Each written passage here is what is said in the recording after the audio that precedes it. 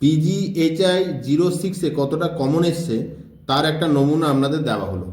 একের দাগে যে প্রশ্নটা এসছে, জোট নিরপেক্ষ আন্দোলনের মূল নীতিগুলি কী ছিল, বিশ্ব রাজনীতির উপর এই আন্দোলনের প্রভাব নিয়ে আলোচনা করুন, সেটা আমরা দিয়েছিলাম 5-এর দাগে।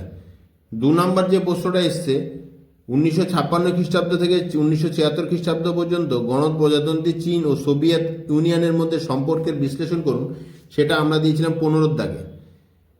5-এর দাগের যে প্রশ্নটা আছে বিভাগ ক্ষয়ের, দ্বিতীয় বিশ্বযুদ্ধ পরবর্তী সময়ে ঠান্ডা লড়াইয়ের প্রেক্ষিতে আপনি কিভাবে কোরিয়া সমস্যা এবং ভিয়েতনাম যুদ্ধকে দেখবেন, সেটা আমরা দিয়েছিলাম 32-এর দাগে।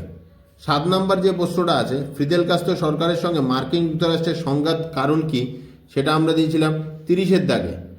8-এর দাগের যে প্রশ্ন, কঙ্গো সংকটের সূত্রপাত কীভাবে হয়, এই সংকটের পরিণতি বা কী হয়েছিল, সেটা 7 আর 21 মিলে এসছে। 10-এর দাগের যে প্রশ্নটা আছে যে বাংলাদেশের উত্থানের প্রেক্ষাপট ও পটভূমি আলোচনা করুন, সেটা আমরা দিয়েছিলাম 13-এর দাগে।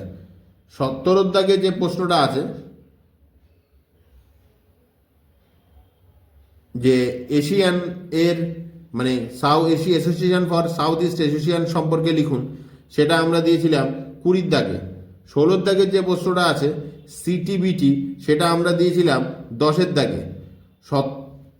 11 নম্বর প্রশ্ন যেটা আছে 11 নম্বর প্রশ্ন যেটা আছে যে সুয়েজ সংকট, সেটা আমরা দিয়েছিলাম 31-এর দাগে। এবং এর পরবর্তী যে প্রশ্নটা 18-এর দাগে যে প্রশ্নটা আছে যে পোখরান 2, সেটা আমরা দিয়েছিলাম 11-এর দাগে। অর্থাৎ আমাদের 100% কমন। ঠিক আছে, তো যারা যারা এই ভিডিওটা কি ভালো দেখছেন তারা দেখুন আর সাবস্ক্রাইব করে নিন।